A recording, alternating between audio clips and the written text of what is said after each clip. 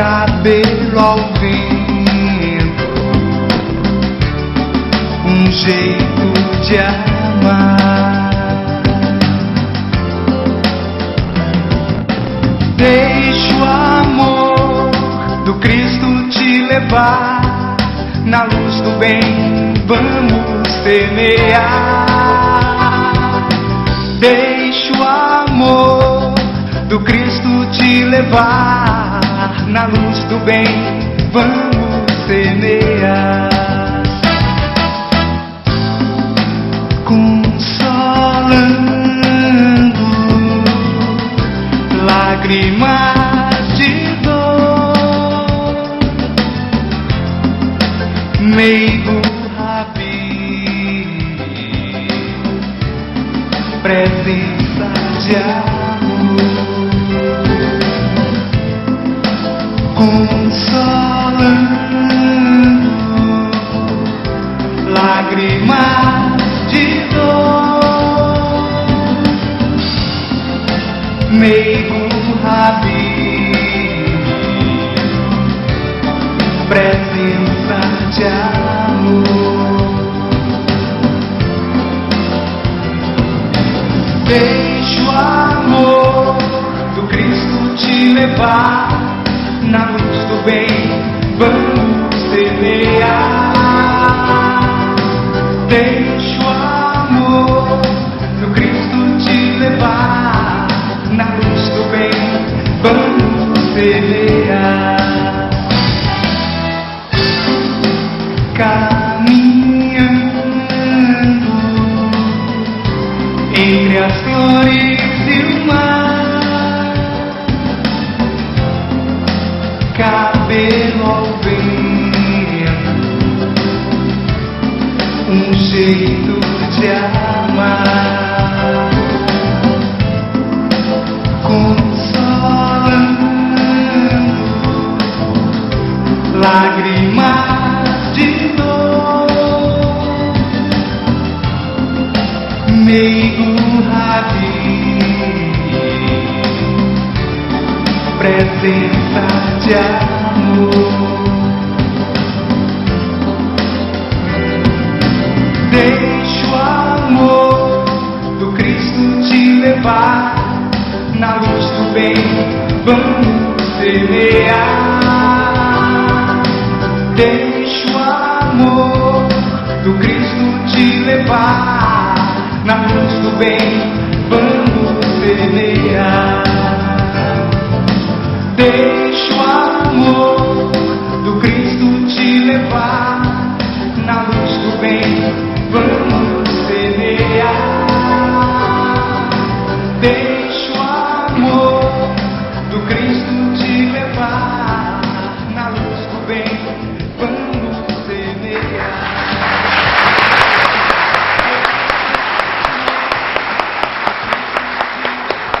Carinhosamente, bom dia aos amigos de todo o Brasil. Bom dia, auditório do Centro de Cultura de Vitória da Conquista. Com muito prazer, apresentamos mais um programa Espiritismo via satélite. Como sempre, desta Bahia. Hoje, não de Salvador, de Vitória da Conquista. Então, você, telespectador, não ligue para Salvador hoje, que não tem ninguém lá. Você vai ligar aqui para Vitória da Conquista, para o Centro de Cultura. Os telefones o nosso amigo Gileno vai colocar no ar a cada instante para formular as suas perguntas. Você só vai ligar para Salvador para passar algum fax, para mandar algum comunicado para a Seda e para pedir o CD do Lincoln, esse artista maravilhoso, que é o primeiro artista da gravadora Seda. Virão outros, mas o Lincoln é o primeiro. Gostaram da qualidade da música? E é isso que nós vamos fazer. Arte, mostrando o Espiritismo na sua forma mais simples, como ele é. Mas no programa de hoje nós vamos apresentar aquele orientador que você sempre pediu por fax e por carta para que ele voltasse ao nosso programa.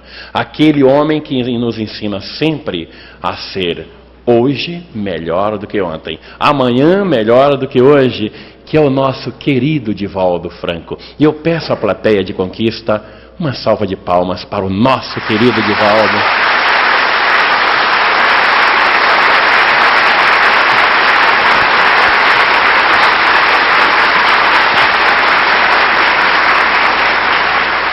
Ele que é o maior orador espírita de todos os tempos, o homem que tem levado o lado do qual o Brasil é o primeiro mundo para mais de 100 países, rodando todos os 5 continentes, não para de viajar para levar a boa nova, levando a coerência, o bom senso, a lógica e a ética da religiosidade brasileira. Do Espiritismo, que nasceu na França em 1857, não por autoria de Allan Kardec, por autoria dos Espíritos. Allan Kardec foi apenas o codificador. Colocamos sempre esta observação para evitar aquelas confusões, muitas vezes intencionais, que alguém fala no Evangelho de Allan Kardec. Allan Kardec não inventou evangelho nenhum. Então nós vamos conversar com Divaldo hoje. Vamos formular perguntas para ele e você, daí do Rio Grande do Sul, querido, do Paraná, do Pará, do Ceará. Um abraço ao querido Bem-vindo Melo aí no Ceará. Mande as suas perguntas agora, porque nós temos também convidados muito queridos, convidados especiais. Eu peço a essa câmera que focalize os nossos amigos que vão fazer essas perguntas para o Divaldo também. O Denizar Souza, lá de Brasília, do Distrito Federal, esse menorzinho aqui. Denizar é o presidente da AD, da Associação dos Divulgadores do Distrito Federal em Brasília, que estará realizando também agora em novembro deste ano, o primeiro Fórum Nacional de Espiritismo na nossa querida capital federal. E ao lado, o Adenauer Marcos, várias vezes participou do nosso programa, engenheiro, filósofo, psicólogo, bacharel em proximidades, e Adenauer é um monte de coisa, sabe demais, na área do comportamento humano, tem uma experiência, esse homem sabe demais. E o José Ferraz, que é o grande orientador também do projeto Manuel Filomeno de Miranda, muito interessante para uma melhor orientação às casas espíritas. Você, dos diversos estados, a sua casa espírita, se não conhece ainda o projeto Manuel Filomeno Miranda, que foi trazido por esse admirável espírito, por favor, ligue para a Mansão do Caminho. Nós vamos colocar o telefone daqui a pouco aí no ar e a Mansão terá a oportunidade de mostrar para você o que é o projeto. E de Belém do Pará veio o nosso querido Hélio Pinto, lá na ponta. O Hélio é o autor, mostre o Hélio Pinto aí, nosso amigo. O Hélio é o autor do nosso livro Já Estava Escrito, da editora Seda. É aquele que disse, por exemplo, que Moisés nunca atravessou o Mar Vermelho. Mas ele disse com lógica. Porque se você olhar o mapa, alguém que atravessa o Mar Vermelho vai sair na Arábia e não no Monte Sinai. Para sair no Monte Sinai teria que atravessar o Golfo de Suez, né, Hélio? Mas o Hélio vai dizer isso aí, né? Não é o Canal de Suez, o Canal de Suez é novo, né, Hélio? Bom, mas gente, vamos começar conversando com Divaldo, porque o tema do programa é o Evangelho e cadê, Joca? Esqueci até o tema do programa, uma emoção é tão grande. Está aqui. É a era da nova consciência. Divaldo, Evangelho, no entendimento da maioria das pessoas, é coisa de igreja. Quando se fala em Evangelho, em Jesus, a primeira impressão que vem, isso é coisa de igreja, é papo de crente. Evangelho e a nova consciência, o que tem a ver? Bom dia, caros amigos telespectadores, caros amigos de Vitória da Conquista. O Evangelho é a grande proposta de Jesus, que sintetiza os seus pensamentos e as suas palavras. É a doutrina que veio estabelecer na terra o primado do amor. Afinal, Jesus, em verdade, nada escreveu. Mas aqueles que o seguiram de perto e aqueles que foram beber nas fontes autênticas da sua palavra, situaram os seus ensinamentos nessa obra notável chamada em grego Evangelion, que são as boas novas, as notícias do reino de Deus. E tem muito a ver com todos os tempos, já que ele está exarado de uma maneira que se pode adaptar às diferentes épocas e nações, particularmente aos dias em que nós vivemos, quando a psicologia recorre essencialmente aos paradigmas do Evangelho, principalmente o amor, ao olvido das acusações, ao perdão das ofensas. O Evangelho é a estrutura básica, que necessariamente não é patrimônio de doutrinas teológicas nem religiosas, é patrimônio da humanidade.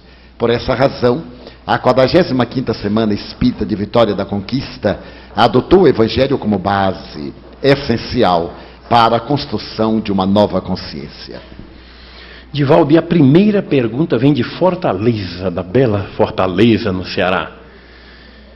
Fale sobre a vida do Cristo dos 12 aos 30 anos que você tenha registrado. O Evangelho diz textualmente que o menino crescia em corpo e sabedoria. É o chamado período desconhecido da vida de Jesus, e é natural. Ele não se destacou durante aquele período das demais crianças, como qualquer um de nós que teve uma vida perfeitamente normal. Mais tarde, quando ele começa o seu messianato, os hebreus que o conheciam e lhe conheciam a família em Nazaré, interrogavam-se: não é este o filho de José e Maria a quem nós conhecemos? Algumas ideias, possivelmente fantasistas, e algumas propostas de natureza cabalística e mística, dizem que durante esses 18 anos, Jesus esteve aprendendo com os essênios, teria visitado o Egito, possivelmente a Índia, onde ele adquiriu a experiência de iniciado, que desvelaria a partir dos 28 anos, para uns, para outros, a partir dos 30 anos. A grande verdade é que possivelmente ele visitou a Essênia. Ela ficava entre a Galileia e a Judéia e as margens do Mar Morto. É muito possível que haja ido também ao Egito. A Índia, a possibilidade é mais remota por causa da distância. Mas que ele foi para aprender de maneira nenhuma, já que aos 12 anos, quando diante dos sacerdotes no templo, ele desvelou a sabedoria de que era instrumento. É provável que ele haja mantido contato para saber como eram aquelas doutrinas de emissários seus que o anteciparam na viagem à Terra para preparar-lhe o advento. Daí, Kardec e os escriturísticos contemporâneos são unânimes em que ele teve uma vida perfeitamente normal em Nazaré. De Curitiba, da Márcia. Quando um vício de ordem moral persiste no indivíduo, o que fazer? Procurar as raízes. Todos nós somos vulneráveis aos nossos atavismos. A psicologia demonstra que nós temos as heranças dos chamados instintos básicos: alimentação, procriação, repouso. E eles predominam em a nossa natureza. Toda vez que se nos manifestam, deveremos trabalhar com tranquilidade e enfrentando-os. E se por acaso eles têm um caráter pernicioso, recorrer ao técnico, o psicólogo, porque ele pode nos conduzir a experiências perinatais, nas quais estão os registros da nossa deficiência, ou poderão ajudar-nos por uma psicoterapia específica a nos libertarmos dessa tendência. A tendência negativa é uma herança do nosso primarismo, e o vício é naturalmente o comportamento que adota uma conduta que se enraiza de uma maneira equivocada.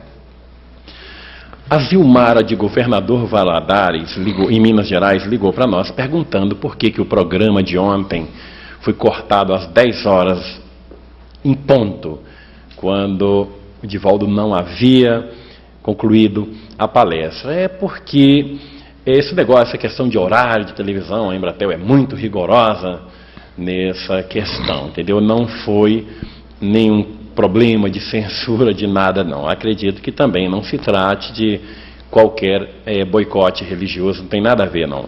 O problema já estava mesmo no finalzinho, foi isso que aconteceu, ok, Zilmara? Um abraço a você e aos amigos daí de Belo Horizonte. Mas José Ferraz, também o nosso companheiro, tem uma pergunta para formular ao Divaldo, não tem, Zé? Com a sua experiência de vida ao lado do Di, o que você tem a perguntar para ele nessa manhã de domingo, Zé?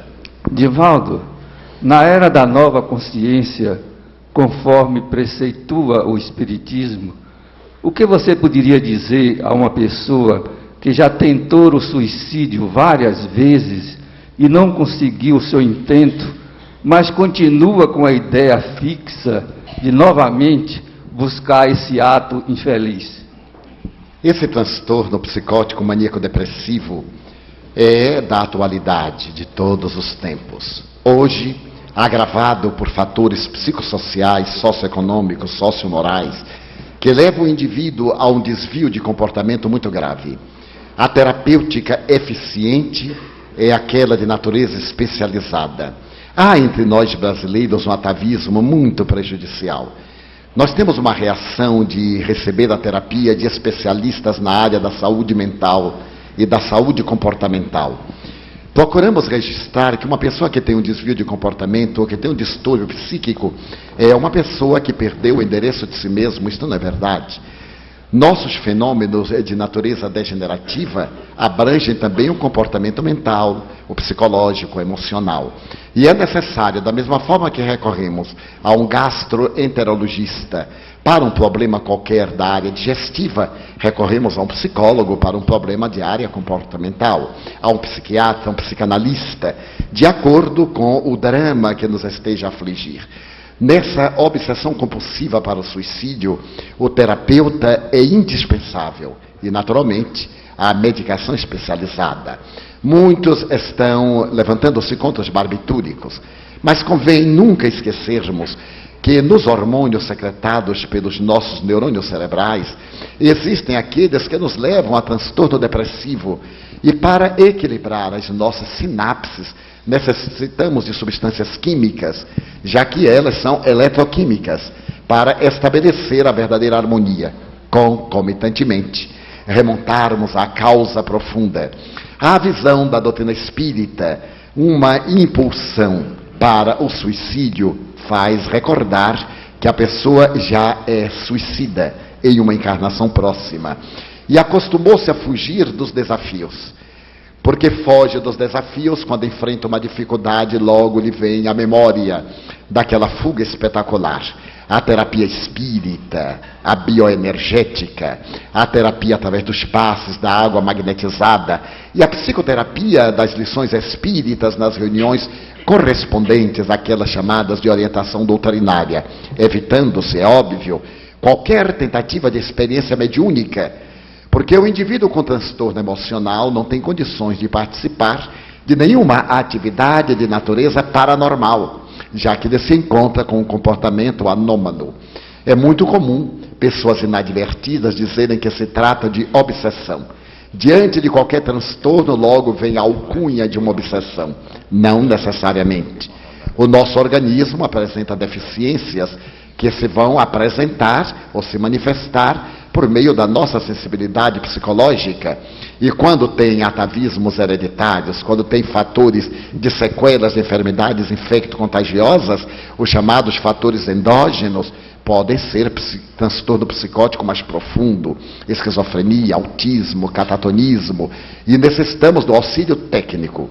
É provável que espíritos levianos e perturbadores venham a contribuir para o transtorno, mas a causa é do próprio espírito enfermo. Allan Kardec é muito claro no Livro dos Médiuns, capítulo 23, mais tarde a Gênese, quando ele retorna à problemática das obsessões, procurando estabelecer que a autocura é de relevante importância.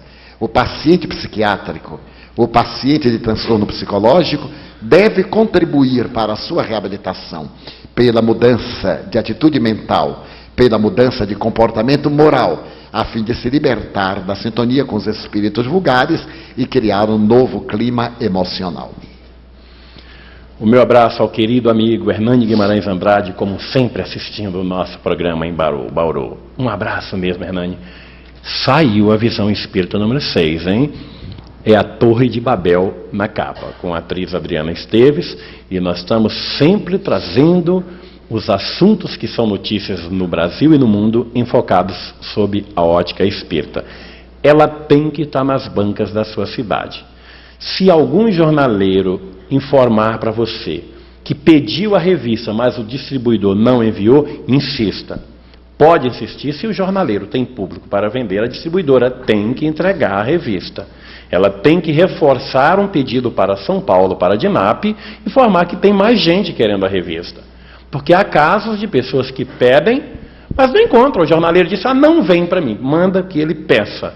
Essa revista tem que circular em todo o país. Aliás, ela está em todo o país, não está em todas as bancas, porque o número de 60 mil exemplares, que é da nossa tiragem, ainda não é suficiente para estar nas mais de 29 mil bancas de revistas que existem no Brasil. Mas à medida que você vai pedindo, a DINAP vai informando para a seda para aumentar a tiragem e vai atender a sua cidade. Eu peço às pessoas, tem perguntas da plateia, é sempre bom se identificar na hora da pergunta, fica melhor, ok? Mas, Divaldo, tem uma pergunta aqui da plateia, a pessoa não identificou. Qual a visão espírita para a manutenção do casamento quando os cônjuges já não conseguem mais viver em paz por causa do desequilíbrio de um deles? Se no casamento existe uma prole, devem os cônjuges pensar essencialmente nos filhos. Decretar a orfandade de pais vivos para uma criança em formação é criar-lhe um traumatismo de dificuldade para a remoção posterior. É necessário que nós adultos aprendamos a renunciar ao nosso egotismo para pensar em nossa prole. No entanto, quando a união chega a uma condição insuportável, é melhor moralizar legalizando do que permanecer tornando-se um fator dissolvente para a própria família. A questão hoje convencionada de que o amor acabou não tem a menor lógica. Seria o ardor da paixão sexual que desapareceu pelo abuso. Mas quando são dificuldades de relacionamento muito graves e os indivíduos abandonam o respeito que se deve manter, partindo para a agressividade ou a desconsideração, o vínculo matrimonial ou a união dos parceiros já experimenta uma destituição de sentido ético. Será conveniente fazer uma tentativa final depois de procurar um conselheiro de casais, de procurar um psicólogo, para que ele possa tentar encontrar uma solução que muitas vezes está apenas na boa vontade de um deles. Mas se, por exemplo, o problema existe, é muito melhor recorrer-se ao mecanismo legal para uma separação honesta e honrada, a fim de que os traumas que possam advir para uma das partes que seria lesada ou para a prole seja diminuído na medida do possível. O Espiritismo advoga o divórcio como uma necessidade, mas não divórcio por qualquer motivo, por motivos levianos que não têm nenhuma sustentação de natureza lógica, pelas pequenas paixões e pela necessidade de mudanças, de alterações na conduta afetiva e sexual. Quando estamos diante de problemas desafiadores, é óbvio que as soluções morais são aquelas de natureza legal. Olha, a pergunta tinha uma segunda página aqui, mas eu não prestei atenção, mas eu faço questão de colocar, porque há muito equívoco nessa área aí. Quando ela pergunta por motivo de desequilíbrio de um deles, ela coloca por motivos de ciúme, complexo de inferioridade, prepotência, violência física e verbal. É válido suportá-lo só para preservar a imagem da família ou esgotar o karma? Eu posso garantir que ninguém é obrigado a sofrer por causa de ninguém, em nome da humildade, em nome de karma. Isso é um equívoco espírita terrível e acredito que Divaldo há de concordar com isso, né, Divaldo? A palavra karma para nós não tem um sentido hinduísta, sofrer. Allan Kardec preferiu utilizar-se da lei de causa e efeitos. Se nós temos o karma do sofrimento, também temos o da beleza. Não estamos na Terra para pagar, estamos na Terra para reparar. O céu, o inferno, capítulo número 7, Código Penal da Vida Futura. Então, se por acaso o indivíduo é inseguro, se ele tem ciúme, se ele é prepotente, tem complexo de inferioridade, ele é um enfermo. Mais do que nunca ele deve ser conduzido a um especialista para o tratamento de quem tem necessidade. Mas se ele se revela, não é justo que a família venha a padecer esse transtorno do comportamento de um paciente para poder manter uma aparência. E também não se trata de um karma ter que sofrer as injunções caprichosas de um indivíduo enfermo que merece tratamento e não conivência com a sua doença. Então é perfeitamente válido que a pessoa recorra ao mecanismo da separação legal, mas não mantendo uma manifestação de ódio, nem também deixando que aumente o ressentimento. Este sim, o ressentimento é um fator de terrível perturbação. E muitas vezes a família continua aparentemente unida, e o ressentimento vai tomando conta das províncias do mundo interior e levando a pessoa a transtorno muito grave, somatizando o conflito através de enfermidades orgânicas e mesmo de cânceres. O Dr. Bernie Siegel, o admirável oncologista americano, reporta-se muito a essas uniões desastradas, em que normalmente a mulher, para preservar a família e a vida em sociedade, procura engolir, entre aspas, aquele conflito que ela não pode digerir. E mais tarde eles se revelam em câncer de mama, em cânceres uterinos, que ela pode perfeitamente evitar pelo alto amor. O alto amor dignifica-nos e não permite que os outros de nós façam capacho. Amigos seus muito queridos de todo o Brasil, te mando um abraço. Bem-vindo lá do Ceará, a Mércia de Natal, Girofel de Mato Grosso do Sul, Alexandre Sec de Curitiba. É tanta gente, que está todo mundo na expectativa, Edivaldo. Mas Adenauer Marcos, o psicólogo e filósofo, também tem uma experiência muito grande no campo pessoal, no campo comportamental das pessoas, pela sua própria profissão, aliás, entre as várias que ele tem de psicólogo. E tem uma vivência grande também ao lado de Edivaldo, em Salvador, na Bahia. E eu sugiro a Adenauer que formule uma das perguntas baseadas na sua brilhante experiência para o nosso querido Edivaldo. Edivaldo, nós estamos num século em que a informação gira numa velocidade incrível, as distâncias são curtíssimas, a segundos, e onde as religiões se tornaram obsoletas, se limitaram em estreitos dogmas. Como é que você explica, por exemplo, aqui hoje no auditório lotado, cheio de jovens, cada vez mais o espiritismo ser procurado por pessoas jovens, buscando um sentido para a vida? Como você vê o espiritismo, depois de tantos anos, conservar-se sempre atual?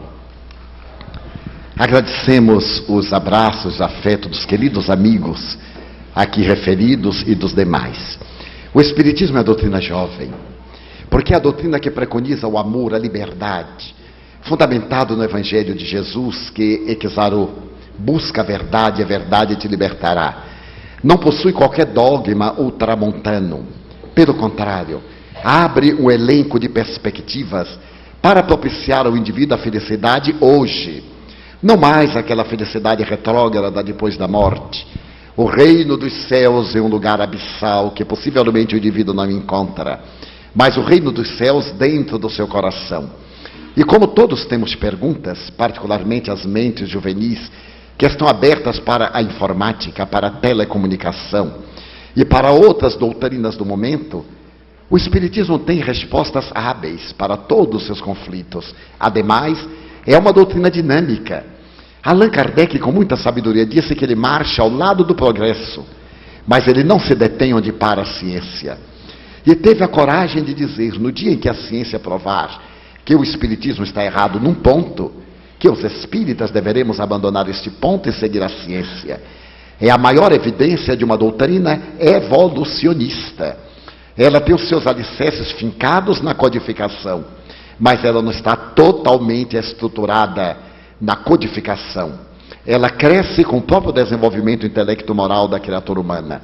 Por isso, jovens estão ávidos de uma doutrina libertadora que os ajude a superar o conflito e não que os puna por causa do conflito. Que eles abram as portas para a autorrealização pessoal, ao invés de os castrar dentro da sua realidade sexual e do seu comportamento social. O Espiritismo demonstra que a existência física não é fundamental, isto é, não é a causal. Aquela é essencial é a existência em forma espiritual. E a vida física é uma aprendizagem na escola terrestre, de grande relevância, porque na escola terrestre nós lapidamos as arestas, aprimoramos aptidões e retornamos ao mundo causal para fazer uma aferição de valores e continuarmos progredindo. Por isso é uma doutrina e para jovens, porque tem todas as respostas hábeis para aquilo que a juventude idealba às vésperas de um milênio que consagrará a humanidade num patamar superior de uma consciência cósmica. Nós estamos falando diretamente da cidade de Vitória da Conquista, na Bahia, que hoje encerra a sua 45ª Semana Espírita, um dos eventos mais tradicionais desse país, que trouxe pessoas de todos os estados, muita gente querida de Santa Catarina. Você vai já mandar um abraço para o seu pessoal lá em Santa Catarina, viu? Estou te olhando aqui, hein? A turma deve estar lá morrendo de alegria, hein, em ver vocês aqui. Então, essa Semana Espírita nós tivemos vários palestrantes brilhantes, José Medrado, Eduardo Guimarães, Denizar Souza, o nosso Marcel Mariano, Djalma Margolo, vários expositores, e todas as exposições, as palestras foram gravadas em fitas de vídeo. Se você desejar conhecer o que foi dito aqui, você pode ligar para cá, para a Vitória da Conquista, e fazer os pedidos para o meu querido amigo Gileno, na PP Video. Gileno, coloque aí os telefones da sua PP Video, para que as pessoas adquiram as fitas, não apenas desta semana espírita, como de várias outras semanas espíritas passadas, ok? Mas as fitas do nosso programa Espiritismo via satélite, você pode pedir sempre para a CIDA, lá em Salvador, Bahia, naqueles telefones que nós sempre colocamos no ar. E você que ligou o seu televisor agora, não ligue para Salvador, que nós não estamos em Salvador, ok? Apenas passe fax, porque o nosso fax fica ligado 24 horas por dia. Divaldo, muita gente aqui, vários telefonemas de várias cidades, e alguém da plateia pede a sua opinião sobre o nível de consciência do conhecido maníaco do parque. Não poderíamos fazer uma avaliação superficial e também de natureza muito leve, sem havermos estudado o problema. Indubitavelmente estamos diante de um psicopata. Ele mesmo teve a ocasião de dizer que havia um lado negro e que esse lado negro às vezes predominava. Segundo a imprensa, depreende-se que os seus conflitos são de natureza sexual. E graças às suas frustrações sexuais e possivelmente fatores inibitórios para chegar ao orgasmo, ele via na mulher uma grande adversária que deveria ser destruída. Por isso ele praticava a necrofilia. Depois de haver assassinado a vítima, ele a usava sexualmente, o que demonstra um profundo conflito de rejeição da sua própria identidade. Sob qualquer aspecto considerado, trata-se de um indivíduo enfermo, gravemente enfermo, como por certo os psiquiatras que o examinam concluirão, e acima de tudo um indivíduo doente em espírito, assessorado por entidades equivalentes, que teve o infeliz condão de trazer amargura para muitas vidas e uma grave advertência para jovens, que se não devem deixar seduzir por fantasias e cantos de perspectivas irrealizáveis, principalmente na busca da fama, do prazer e do dinheiro, devendo estar mais vigilantes contra esses assaltantes da dignidade e estupradores, que afinal proliferam como pessoas profundamente atormentadas na área do sexo. Seria o caso de dizermos uma frase muito batida: Freud explica o caso do maníaco do parque. O Denizar Souza, nosso amigo de Brasília, também presente em Vitória da Conquista, ele realizará, porque está à frente da instituição que organiza o Fórum de Brasília, e vai falar um pouquinho como será o fórum e formular a sua pergunta, Divaldo. Bom dia, Denizar. Bom dia, telespectadores deste programa. Bom dia, público, amigo, participantes da 45ª Semana Espírita de Vitória da Conquista. Bom dia, Divaldo Franco. E o Regis também. Nós vamos fazer um breve comentário sobre o primeiro Fórum Nacional do Espiritismo e, em seguida, formulamos uma questão para o nosso querido Divaldo. Este final de século tem motivado empresas, organizações, instituições, governos, povos a realizarem grandes avaliações de suas metas, de seus objetivos, daquilo que se pretende alcançar. Em sendo assim, a doutrina espírita não poderia fazer exceção neste caso. Ou seja, nós vamos realizar em novembro deste ano, 26, 27, 28 e 29 de novembro de 98, um grande evento de caráter nacional, cujos objetivos declinamos. Eles são, o primeiro objetivo do primeiro Fórum Nacional do Espiritismo é realizar uma macroavaliação, não dos princípios da doutrina espírita, que de certo modo são estáveis e vêm se comprovando pelo campo científico, mas da nossa relação com a sociedade, dos nossos objetivos, das nossas técnicas, dos meios através dos quais nós vimos nos relacionando com a sociedade e levando a doutrina para ela. Então, por exemplo, o primeiro Fórum Nacional do Espiritismo provocará uma grande reflexão sobre a comunicação espírita em nível nacional. É possível formularmos uma política nacional de comunicação espírita? Essa será uma grande mesa redonda envolvendo a Associação Brasileira de Divulgadores do Espiritismo, a Federação Espírita Brasileira, envolvendo as editoras espíritas, os órgãos da imprensa espírita, da televisão, profissionais da Rede Globo que hoje participam desse processo, enfim, uma grande avaliação em nível a respeito da comunicação. Faremos um estudo sobre o espiritismo na universidade, colocaremos numa mesma cena projetos ligados à comunicação do espiritismo na universidade. O projeto de São Paulo, do Dr. Sérgio Felipe de Oliveira, o projeto nosso em Brasília, a Faculdade Espírita do Paraná. Conclamaremos a todos para um grande debate sobre essa área, o espiritismo na universidade. Por uma pedagogia espírita, é uma outra área que será discutida. O aborto no Brasil. Tudo isso na sexta-feira, dia 27 de novembro, no Centro de Convenções Ulisses Guimarães. Antes, porém, dia 26 de novembro, é uma quinta-feira à noite, todos estão convidados para a conferência que será proferida por Divaldo Franco. Será a conferência de abertura do fórum, cujo tema será Espiritismo, mega tendência da cultura deste final de século, onde ele fará a palestra com um tema central, que é o tema da sua conferência. No sábado e domingo, já que é 26, 27, 28 e 29, no sábado e domingo teremos campos científicos de encontro do pensamento espírita com a cultura de modo geral.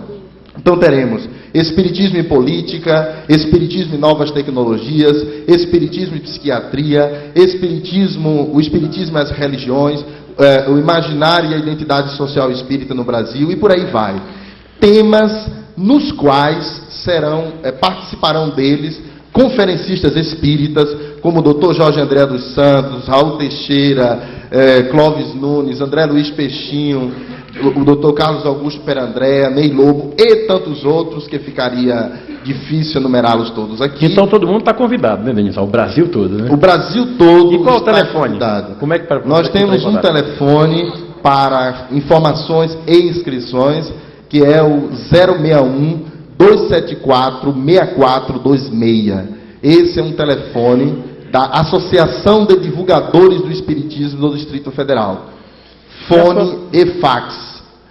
Então, para concluir a informação sobre o fórum, este evento realmente se pretende cumprir uma tarefa muito importante, a de nos reunirmos em nível de representações estaduais, instituições, caravanas, pessoas, lideranças, escritores, médios, para fazer avaliação de nossa relação com a sociedade, nosso modo como estamos comunicando o Espiritismo à sociedade, à semelhança das instituições estratégicas que têm parado em todas as áreas, na área da medicina, da tecnologia, das telecomunicações, na área científica, na área religiosa, há projetos em outras religiões que também fizeram isso. Nós precisamos parar para fazer uma macroavaliação de áreas, ainda que não se termine no fórum, mas que ele seja um ponto de partida dessa macroavaliação da nossa participação no Brasil. Então vamos todos participar, os amigos, vamos a Brasília participar com Denizar e com o Fórum Espírita, o primeiro Fórum Nacional. A sua pergunta, Divaldo, Denizar. Divaldo Franco, nós observamos na atualidade um desgaste muito grande com relação a lideranças religiosas. Eu também uma certa decepção com as religiões tradicionais, aliada a um contexto científico de modernização da sociedade, que tem, de certo modo, rejeitado as religiões tradicionais. Então nós perguntamos, face a esse momento de crise em que a população vê fatos, identifica fatos decepcionantes, qual seria, na sua visão, não a religião autêntica, mas a experiência religiosa de natureza profunda, e como ela se descreveria, como ela aconteceria, uma experiência religiosa que muitos, às vezes, estão buscando, e que representaria uma experiência religiosa autêntica. Quais seriam as características dessa experiência religiosa autêntica? Fazendo uma análise do Espiritismo sob o ponto de vista filosófico, Allan Kardec demonstra que o Espiritismo tem todos os elementos de todas as religiões. A crença em Deus, na imortalidade da alma, na justiça divina, na prece. Mas, além dessas características fundamentais a todas as doutrinas religiosas, o Espiritismo tem a chave para decifrar os grandes enigmas da criatura humana. Pode ser considerado o Édipus da estrada de Tebas, na tragédia de Sófocles, porque o Espiritismo adota a reencarnação para explicar quem somos, de onde viemos, para onde vamos, e dá-nos uma visão cósmica da realidade, através do postulado da vida em outros mundos, aliás, adotada por Jesus, quando diz que na casa do Pai há muitas moradas. Mas o Espiritismo aprofunda a sonda da investigação no organismo da experiência científica, através da mediunidade. E a mediunidade oferece os fundamentos probantes, indeclináveis, da realidade da vida imortal, por intermédio da comunicabilidade dos espíritos. Essa doutrina, que tem o seu aspecto religioso, que tem por predominância a proposta de Jesus Cristo, candidata-se, pela excelência dos seus conteúdos, a oferecer uma experiência humana digna e relevante, porque promove o indivíduo, permite-lhe o autoencontro, dealba-lhe horizontes dantes jamais percebidos, alarga-lhe a percepção. Eu me recordo de uma proposta de Shri Aurobindo, que está exarada no tal da física de Fritjof Capra, quando ele diz que o homem do passado viajava lentamente. O homem moderno utiliza-se dos recursos da aeronáutica, mas o homem do futuro estará viajando por intermédio da psiconáutica. O Espiritismo é essa doutrina da psiconáutica, que enseja o contato com a realidade transpessoal e que coloca, acima de tudo, o indivíduo perante a sua consciência. As nossas lideranças não são de caráter dominante, não exercem poder sobre nós nem pressão. A única hierarquia que tem prevalência entre nós é aquela de natureza intelecto-moral, na qual os valores éticos, os valores da dignificação e do conhecimento predominam, e é uma liderança mais de natureza afetiva e de respeito pelos seus títulos de enobrecimento do que de direção, que vai conduzir a grei, ou vai se transformar naquele que é o condutor da responsabilidade das vidas. Então o Espiritismo desperta o indivíduo para a liberdade, porém com responsabilidade. Conscientiza-o de que a sementeira é espontânea, mas a colheita é compulsória. Ele tem o direito de fazer da sua vida o que lhe aprouver, mas ele naturalmente responderá pela forma como optar conduzir a vida. Eis por quê. O Espiritismo possui todas as características para atender às necessidades do progresso.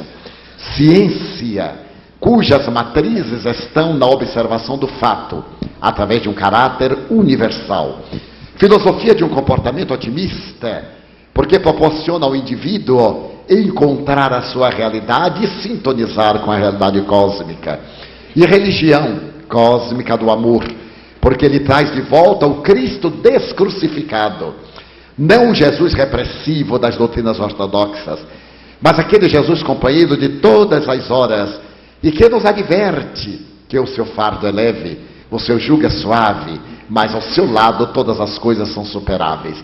Esta doutrina que depois de 141 anos de apresentada a cultura contemporânea é absolutamente atual, está preparada para ser a grande proposta do novo milênio, construindo uma sociedade feliz graças ao indivíduo ditoso. Alguém me formulou uma pergunta aqui e diz o seguinte: no programa que você apresentou de Curitiba, você brincou com alguém que queria saber sobre o Apocalipse. Afinal de contas, você não acredita nas revelações de São João?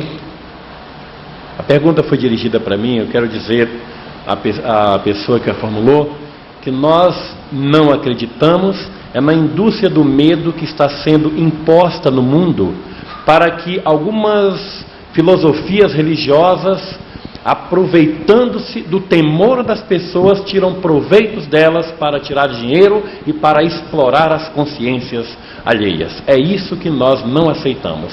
A visão do Espiritismo sobre o Apocalipse é totalmente diferente. Nada dessas destruições de que tudo vai acabar, uma parte de privilegiados, apenas 144 mil pessoas lá para o céu, ficar tocando harpinha a vida inteira ao lado de Deus, e a grande maioria para o grande vitorioso Satanás. Porque para ter uma vitória de 99,9999%, teria que a grandeza toda ser de Satanás e não de Deus. Não, para nós espíritas, Deus é bem maior. Mas o João Barreto, o grande e brilhante apresentador da Semana Espírita de Vitória da Conquista, eu quero que você mostre nosso querido Joca. Ele está ao lado de visitantes ilustres e queridos também. Bom dia, Joca. Joca, antes de você entrevistar o pessoal, como é que foi a Semana Espírita para o Brasil? Eu venho convidando há vários meses pessoas do Brasil, alguns vieram aqui para cá. O que a Semana Espírita apresentou este ano, Joca, de mais interessante? Bom dia. Bom dia, Lamar. Bom dia, Brasil. Na verdade, a Semana Espírita está sendo um grande evento de luz, de esclarecimento e de iluminação das consciências. É uma grande oportunidade que todos nós temos aqui nas terras da Bahia, aqui na região sudoeste, em Vitória da Conquista, de falar de espiritualidade, de falar de Deus e de buscar o encontro com Jesus. Então tem sido uma festa do Espírito maravilhosa. E você está ao lado de visitantes. Aí eu gostaria que você conversasse com essa gente aí na plateia. Pois é, para grande alegria nossa, do povo de Conquista, nossa terra tem recebido caravanas de várias regiões do país. E especialmente nós estamos aqui recebendo o pessoal de Santa Catarina, Florianópolis, que já nos visitou em outro momento, na 39ª semana, e esse ano a Lamar retornou novamente conosco. É a Jô, de Florianópolis. E aí, Jô, como é que você tem sentido a Semana Espírita? Olha, João, para nós, para mim, para Nancy, nós conversamos e estamos em êxtase. Porque nada é comparável a uma reunião dessa natureza. Nós estamos nos sentindo no sétimo céu, se é que existe. Mas a acolhida que recebemos do pessoal daqui e dos que vieram de outras caravanas tem sido assim maravilhosa. Nosso coração vibra e já estamos com saudades. Nós também, já estamos com saudade de vocês, porque sabemos que vocês logo mais estarão partindo. Mas o ano que vem tem mais. É isso aí, Lamar, com você. Obrigado, Joca. Mas eu vou sentar aqui um pouquinho ao lado de Divaldo, porque eu não sou de ferro também, ficar 2 horas em pé aqui não dá para aguentar, né? Divaldo, você tem mais de 140 livros escritos. A espiritualidade tem brindado a humanidade com verdadeiros banhos de luz. Mas tem os mais recentes. O que a espiritualidade tem proposto nos mais recentes livros? Há 10 anos, o Espírito Joana de Ângeles está propondo-se fazer uma ponte entre a psicologia transpessoal e a psicologia espírita, fazendo uma análise do processo da psicologia acadêmica até o Delbar de 1975, quando Maslow e outros transpessoais criaram a psicologia com alma. A benfeitora espiritual já escreveu 9 livros relatando a excelência do pensamento kardeciano, fundamentada essencialmente na palavra de Allan Kardec, muito bem decodificada porque ele as recebeu todos os ensinamentos, todas as lições dos espíritos nobres, de que essa doutrina é realmente a psicologia do futuro. E graças a isso, ela vem escrevendo para tornar o espiritismo perfeitamente compatível com o processo da evolução intelectual dos nossos dias. E recentemente, ela publicou, nestes últimos dias, o seu livro, que eu considero um coroamento dessa fase, que se chama Amor Imbatível Amor, fundamentado essencialmente na psicologia de Jesus, conforme as colocações da doutora Hannah Wolff, a psicanalista alemã cristã, que dizia ser Jesus o maior psicoterapeuta da humanidade. Joana de Ângeles, em uma encarnação, foi a grande freira Soror, Joana Angélica, aquela da história do Brasil. Fale um pouquinho sobre Joana para o Brasil, Divaldo. Quando nós começamos o exercício mediúnico, aparecia-nos uma entidade que não se fazia identificar e preferia ser chamada um espírito amigo. A posteriori, resolveu dizer que havia vivido no México e que naquela oportunidade houvera sido Soror Juana Inês de la Cruz. Por ocasião do 60º centenário da independência do Brasil, ela nos comunicou ter sido a mesma entidade, Joana Angélica de Jesus, que contribuíra grandemente através do seu holocausto para a independência da Bahia. E ela preferiu assinar Joana de Ângeles.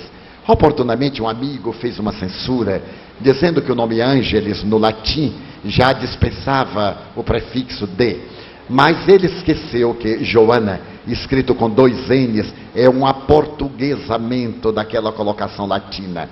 E ela preferiu colocar Joana de Ângeles para criar exatamente uma especificidade, uma originalidade. Através desse pseudônimo, ela se caracterizou, tornando-se respeitada, não pelas suas reencarnações transatas, mas exatamente pelo seu labor atual. Trata-se de uma entidade veneranda, profundamente conhecedora.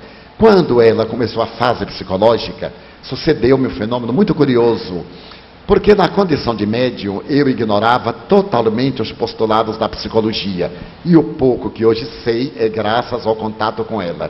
Quando ela me falou que ia escrever sobre psicologia, eu fiquei profundamente receoso, por ser uma doutrina profundamente respeitável. E quando elaborou o primeiro livro, que se chama O Homem Integral, eu preferi pedir a um amigo psiquiatra que fizesse uma análise para ver se a linguagem estava correta. E, naturalmente, ele me disse que sim, que eu não tivesse preocupação. Publicamos o livro, publicamos uma série. E, certo dia, eu me surpreendi que ela estava abordando personagens vivas, autores da atualidade, o que não é habitual entre os espíritos. E fiz uma pergunta ingênua: como é que a senhora, que desencarnou em 1822, faz uma formulação de propostas com personagens que ainda estão encarnadas? Ela sorriu jovialmente e me disse: é uma pergunta materialista. Você está ainda no enfoque de que o conhecimento é da Terra. Lembre-se que as grandes personagens que estão no mundo vieram de cá, do mundo das causas. Levaram daqui as informações, que nem sempre transmitiram corretamente. Nós entrevistamos Freud, Jung, Adler, temos entrevistado os pais da psicanálise. E, naturalmente, quando eles retornam, nós fazemos uma avaliação. Daí não seja de estranhar que nós estejamos também informada em torno da psicologia contemporânea. Dessa forma, ela vem trazendo uma contribuição que a mim me parece sui generis. Hoje vemos que já na bibliografia espírita há muitas obras equivalentes, mas até onde eu posso alcançar, ela é a pioneira dessa nova proposta que vem desenvolvendo com muita beleza. Os livros do Divaldo podem ser adquiridos nas livrarias de quase todos os centros espíritas do Brasil. Em todos os estados você pode encontrar. E em muitas livrarias comuns dos shopping centers. Mas se você tiver alguma dificuldade, você vai telefonar para a Mansão do Caminho. Peça ao Gileno que coloque no gerador de caracteres. Em Salvador está lá. Para os amigos que têm algum problema de vista, eu vou ler 071-393-2855. Formule o seu pedido. Ou ligue também para a Seda, para os telefones que você já sabe. Tá? Mas, Divaldo, Joana é uma educadora. Ela sempre foi, inclusive como a Soror, Joana Angélica, aqui no Brasil, ela sempre foi uma educadora. Essa preocupação do Espiritismo em educar sempre, quando a religião tradicional não tem bem essa preocupação nos templos religiosos? Por que essa afinidade do Espiritismo com a educação? Porque a educação liberta. E Allan Kardec, com a sua sabedoria incomparável, em O Livro dos Espíritos refere-se à educação. Mas não à educação formal, àquela educação moral, que tem a ver com as raízes do comportamento humano. É a verdadeira educação, aquela de natureza integral. Essa é a educação do espírito. Porque a educação convencional ainda está muito preocupada em atender a persona. A educação integral tem por meta libertar o ser interior, criando-lhe hábitos. Hábitos que se transformam em fatores de progresso. Daí, Joana de Ângeles, a semelhança de Emmanuel e de outras entidades venerandas que promovem o progresso da criatura humana, qual ocorreu com Allan Kardec, educador, o emérito discípulo de Pestalozzi, educador, ambos discípulos de Jesus, educador, que disse ao moço rico: a ninguém chames de bom, mestre sim, porque eu sou, bom somente o Pai. Então Joana de Ângeles segue a linha da educação. E quando nos convocou uma obra de assistência social, que hoje nós chamaríamos de promoção humana, de serviço social, estabeleceu como base estrutural a educação em todos os níveis. A educação infanto-juvenil, a educação de adultos e a educação espiritual, através dessa doutrina extraordinária, que é o Espiritismo, uma doutrina de ciência educativa, e que se baseia na psicologia profunda do ser, para o libertar da ignorância, um dos maiores adversários do homem, porque é o filho espúrio do egoísmo, o grande câncer da humanidade. E aí vocês vão percebendo que o Espiritismo não é uma simples religião. Não veio ao mundo com proposta de ser apenas uma religião para competir com as outras. É o futuro das religiões, aquela que sugere sempre ao homem instruir-se para evoluir. Mas o companheiro Hélio Pinto, também de Belém do Pará, veio visitar a Semana Espírita de Vitória da Conquista e tem a sua pergunta para Divaldo. Bom dia, Hélio. Que prazer ter você de novo em nosso programa, meu irmão. Bom dia, Alamar. Bom dia, telespectadores. Bom dia, magnífico povo de Conquista, que nos deixa emocionados, como a nossa colega ali de Santa Catarina. E esta emoção eu sinto todo ano quando venho aqui, ela vai se renovar sempre, porque este povo é fora de série. Eu já disse isso aqui o ano passado, nesse mesmo microfone, e repito hoje. A sua pergunta, Divaldo? Pois não, é emoção. E a presença do Divaldo inibe a gente de falar. Divaldo, nós sabemos que o Evangelho nos estimula no sentido de sermos tolerantes com os nossos irmãos de trajetória, de aceitá-los tal qual eles são, inclusive com seus defeitos, com a parte escura que todos nós temos e que até nós aprendemos contigo hoje pela manhã, que muita coisa boa. Mas nós sabemos também que na Gênesis capítulo 1, Kardec, quando trata do comportamento espírita, ele fala muito da liberdade. E ele estimula que as pessoas raciocinem. Nós falamos, o Espiritismo é uma fé raciocinada. Mas para que nós possamos raciocinar, nós temos que ter liberdade. Não é possível raciocinar sem liberdade. Mas o que se observa na prática é que quando se usa a liberdade que nos concede o próprio Kardec, alguns companheiros, em nome de Kardec, porque em nome da pureza doutrinária se fez até a Inquisição no mundo, não foi? Então, em nome de uma pureza doutrinária, não se pode pensar muito diferente do que os outros pensam. Eu já fui espinafrado, desculpe o termo, nesse programa por um ouvinte de, se não me falha a memória, de Manaus, que telefonou altamente irritado comigo. A Lamar, inclusive, até me defendeu, eu não estava presente, eu moro no Pará e o programa era em Salvador, e porque simplesmente no meu livro, editado pela Seda, eu afirmo que não há nos 4 evangelhos, que não há nas epístolas, que não há em Atos dos Apóstolos, qualquer afirmativa que possa justificar o fato de chamarmos Maria Madalena de prostituta. Pelo contrário, Marcos e Lucas nos dão uma pista muito diferente disso. Eu fui ofendido, o cidadão faz questão que ela seja prostituta, não sei porquê, eu não consegui entender. Mas, então nós notamos que não há, não nos permitem muito pensarmos, não nos permitem muito a liberdade de raciocínio. O que é que o meu irmão, com todo o seu conhecimento e experiência, poderia recomendar a esses companheiros que tentam cercear os espíritas de exercer o seu legítimo direito de raciocínio e de liberdade? Poderíamos utilizar o pensamento de Voltaire.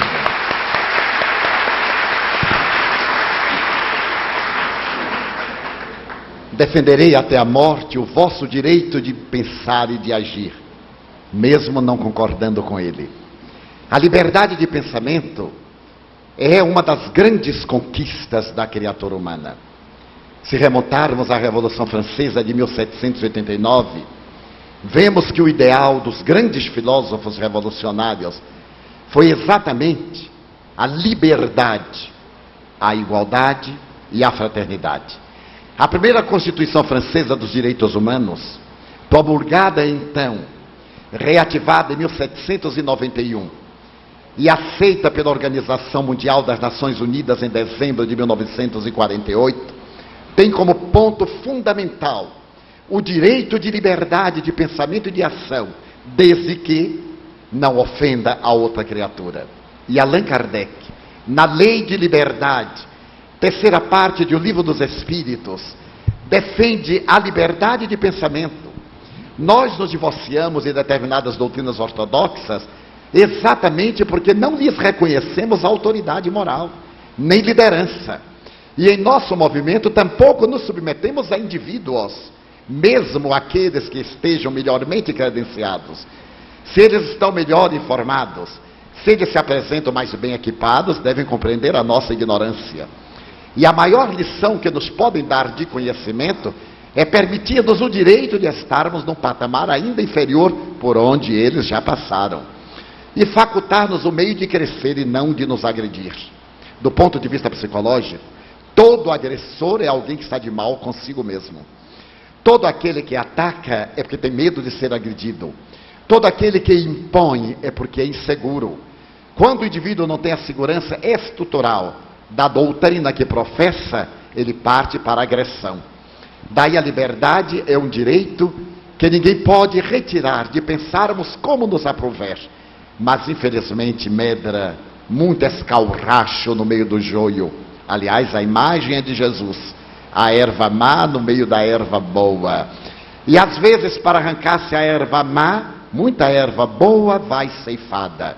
A nós, aqueles que somos invariavelmente vítimas dos companheiros mais precipitados, que se tornaram donos, entre aspas, da doutrina espírita, cabe-nos a tarefa de compreendê-los e dar-lhes o direito de serem como são, e a nós nos impormos o dever de nos tornarmos cada vez melhores, tão melhores, que lhes daremos o direito de ser assim, mas não abdicaremos o direito de ser conforme nos apraz para nos tornarmos melhores. Nós aplaudimos uma brilhante pergunta, eu quero aplaudir essa brilhante, se bem que todos...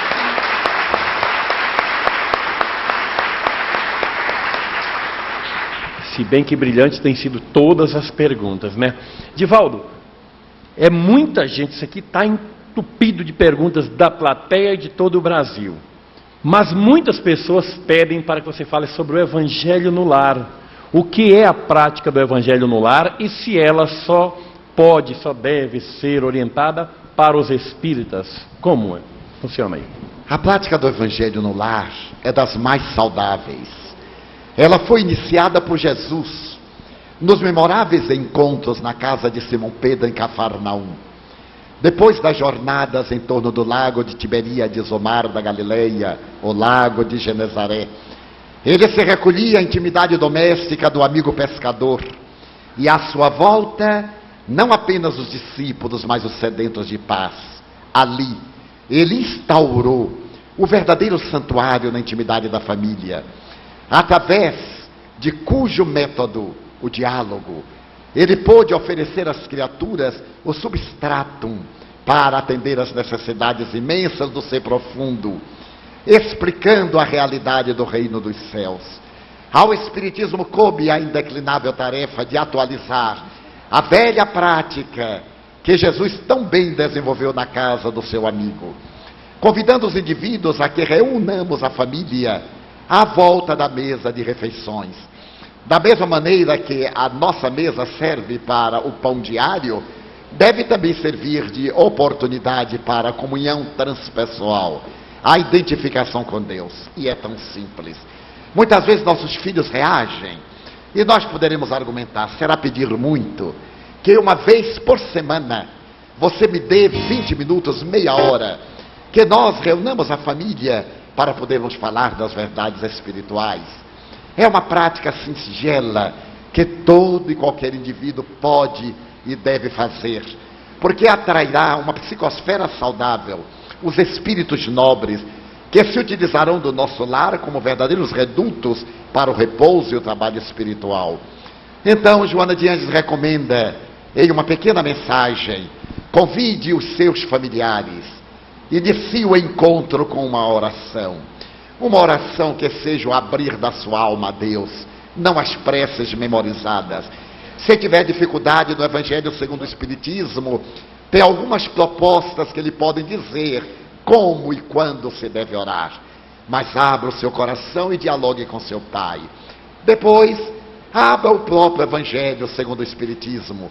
Mas se você está vinculado a uma outra doutrina, utilize-se do Novo Testamento, utilize-se do Imitação de Cristo, utilize-se de uma obra saudável, porque o importante é criar um clima salutar para a família.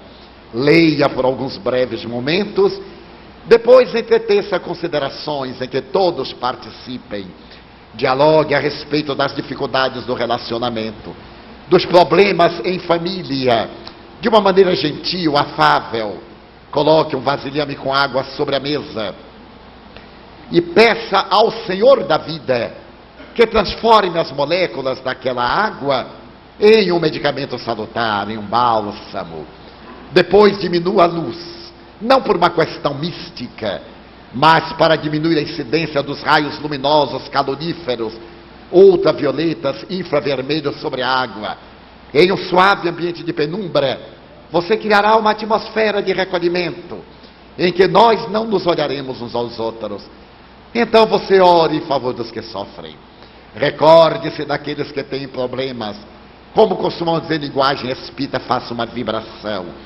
Irradie o seu pensamento em favor dos que sofrem, mas também em favor dos que são felizes, em favor dos apóstolos do bem. Lembre-se dos seus familiares encarnados e desencarnados. E por fim, em uma leve pausa, peça que os espíritos nobres apliquem a bioenergia, o passe convencional. E por fim, você ore. Não faça isto num espaço muito largo para não se tornar monótono. Faça-o de uma maneira agradável, que desperte o interesse da família. Se tiver filhos menores, leia uma pequena história, para que eles também participem. E entre o prazo de 20 minutos, meia hora, evitando-se comunicações mediúnicas, porquanto a função não é de intercâmbio espiritual com desencarnados, é de intercâmbio emocional com a família. Encerre e tenha a sua vida normal. Se, porventura, houver um médium ostensivo e, por acaso, ocorrer, vez que outra, uma comunicação que venha adicionar informações iluminativas, é válido, mas deve ser evitado, para que se não venha transformar numa reunião mediúnica. E se amigos desejarem assistir, que nós lhes abramos a porta, uma ou duas vezes, mas que ele faça na sua própria casa, para que o Evangelho no lar não se venha transformar numa reunião social, com as exigências sociais, que nos disponhamos a fazer no seu lar, para que a presença psíquica do Cristo se irradie sobre todos os lares e, por extensão, sobre toda a terra.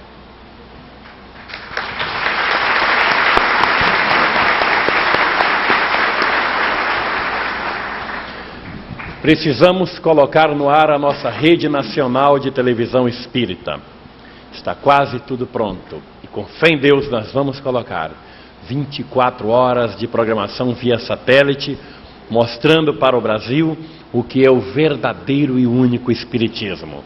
Não o espiritismo mesa branca, não o espiritismo de linha branca, porque eu já disse que linha é corrente laranja, não existe isso. Nós vamos mostrar para você a maravilha do que é essa doutrina extraordinária, que preocupa sempre com a educação do ser, mostrando às pessoas que os ensinamentos de Jesus vieram para servir e não para se servir de ninguém. E para que essa rede se torne uma realidade, nós gravamos o nosso primeiro CD e precisamos que os nossos telespectadores adquiram. Essa música bela do nosso Lincoln Lafite, aqui está a capa, olha como ficou bonitinha, olha, foi feita pela nossa equipe da revista Visão Espírita, uma arte bonita, e essa musicalidade que eleva, porque a Bahia tem música bonita também, viu gente? O Brasil aí tem muita coisa do Brasil, da Bahia, em nome da Bahia que faz sucesso aqui, mas tem bom gosto na Bahia, tem aquela música para as pessoas mais sensíveis. E eu vou mostrar para vocês mais um número deste CD maravilhoso do artista Lincoln Lafite. Lincoln, sua vez. Vamos lá.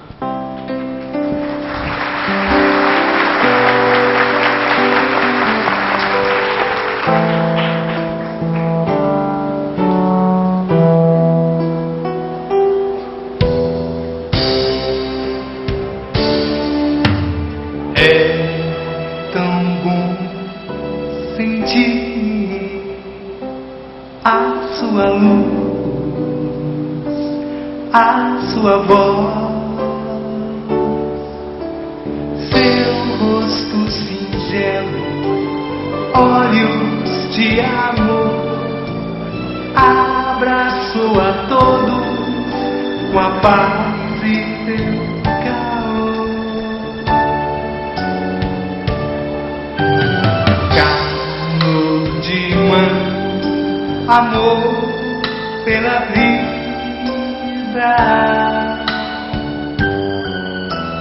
calor de mãe, amor pela vida, trazendo pra nós em seu destino a esperança, um sorriso de um menino.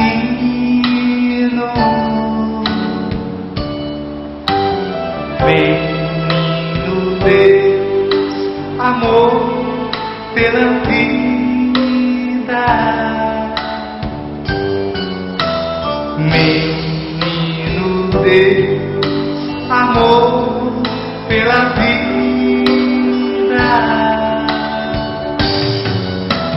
Manto de luz, manto de fé, cubra todos nós, Maria de Nazaré.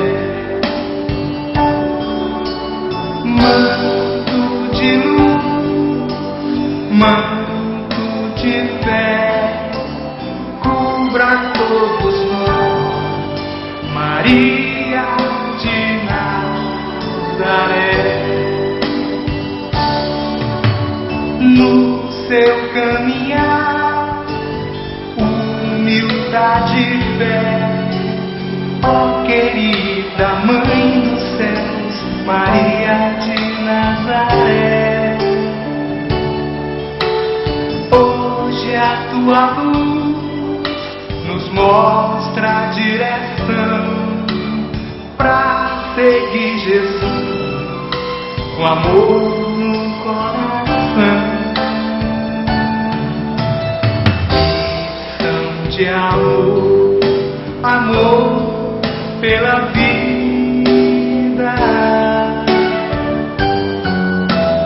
Missão de amor, amor pela vida.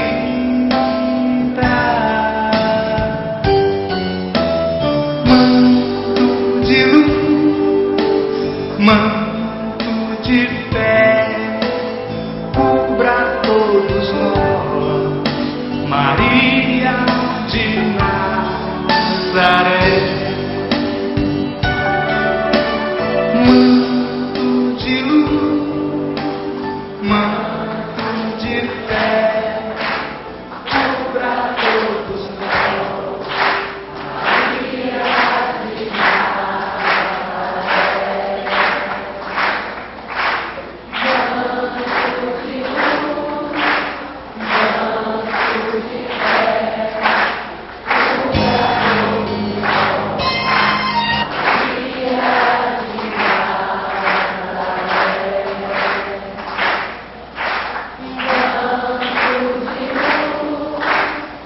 manto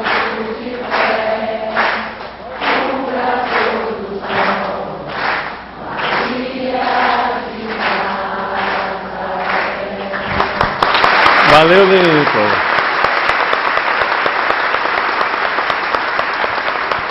Esse é o nosso artista da Cida, daqui da cidade de Vitória da Conquista, que tem outro genial, que é o Arilson. Um dia vocês vão conhecer o Arilson numa outra oportunidade em nosso programa, ok? E para você que deseja formular o pedido deste disco, os amigos dos centros espíritas de vários lugares aí do Brasil, que desejam pedir quantidade do CD, né? No dia, você pode formular o seu pedido via fax. O nosso fax está ligado hoje o dia inteiro e vamos passar esse CD aí aos amigos de Bauru, São José do Rio Preto, em Pelotas, no Rio Grande do Sul, em Bagé. Bem-vindo aí no Ceará, em Amecinha, em Natal. Vamos adquirir o nosso CD para fortalecer a nossa rede nacional de televisão. Divaldo, também tem muita gente querendo saber sobre um personagem cujo nome hoje é até mais citado por muitas religiões do que o próprio nome de Jesus.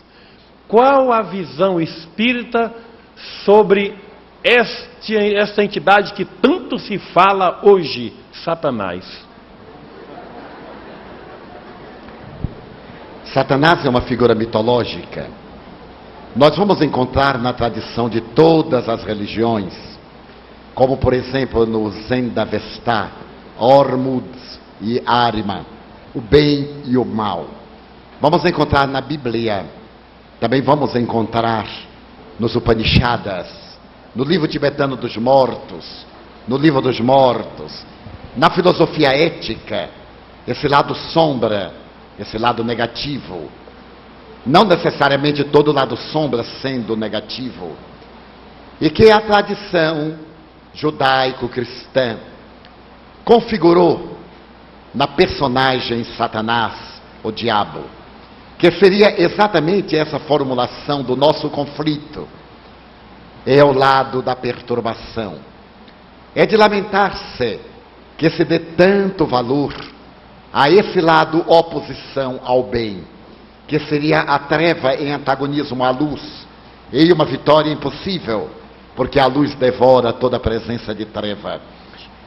A nós nos cabe a tarefa de exaltar o bem e de nos preocuparmos com o lado positivo. Muitas vezes ouviremos no Evangelho a referência de Jesus a Satanás, mas no sentido de natureza perturbadora, quando, por exemplo, ele dialoga com os amigos e pergunta: quem dizem os homens que é o filho do homem? Aliás, é uma das evidências da reencarnação do Evangelho. Os discípulos redarguem: uns dizem que tu és Elias, outros dizem que tu és Jeremias, outros dizem que tu és João, o Batista, e outros dizem que tu és um dos profetas que voltou. E porque ele não era nenhum desses, perguntou diretamente a Pedro: e tu? Quem dizes que eu sou? E Simão, filho de Jonas, tomado pela inspiração, diz-lhe: eu digo que tu és o Messias, aquele que nós aguardávamos. E Jesus então adiciona: Simão, Não foi a carne, nem foi o sangue que te revelaram. Foi meu Pai que está nos céus, quem tu revelou. Isto é, não foi um raciocínio de Pedro, foi uma inspiração. Porque Pedro também era portador de mediunidade. E após essa afirmação mediúnica de que Pedro havia desvelado o Messias, e aquela confirmação de que o hebreu acreditava na reencarnação, porque para que Elias, Jeremias ou um dos profetas houvesse voltado e fosse Jesus, era óbvio que este fenômeno se daria conforme a palavra hebraica guilgul, reencarnação, já que no hebraísmo existe a palavra reencarnação, principalmente na Torá. Era óbvio que eles acreditavam, mas Jesus não era. E nesse momento Jesus declara: agora é lícito que o Filho do Homem desça a Jerusalém para sofrer, para ser espezinhado e crucificado. E Pedro distende-lhe o braço e diz: Senhor, nós não permitiremos. E ele então afasta Pedro e diz: afasta-te de mim, Satanás, e não tentes o teu Senhor. A palavra Satanás aí é perturbador. Pedro estava sendo instrumento de um espírito perverso, na sua condição de médium. No momento da inspiração superior, recebeu a mensagem de mais alto. Ante o temor, ele sintonizou com as forças perturbadoras para intimidarem a Jesus. E o mestre que viera para lecionar-nos grandeza moral, não para nos redimir com seu sangue, não para carregar a nossa cruz, mas para nos ensinar a conduzi-la, diz com severidade: afasta-te de mim, Satanás. Não era Pedro Satanás, era a perturbação de que Pedro se havia feito objeto. Então a figura satânica pode ser o nosso vício, pode ser a nossa tendência perturbadora, pode ser o espírito adversário da nossa paz. E indubitavelmente são as forças negativas que momentaneamente se comprazem no lado negativo, mas que por certo um dia também se tornarão elegidas pelo seu esforço, porque nenhuma das ovelhas que o Pai me confiou, disse ele, se perderá. Portanto, a imagem eterna do inferno desaparece, porque todos seremos salvos a próprio esforço, através da nossa renovação moral. Satanás é uma concepção mitológica.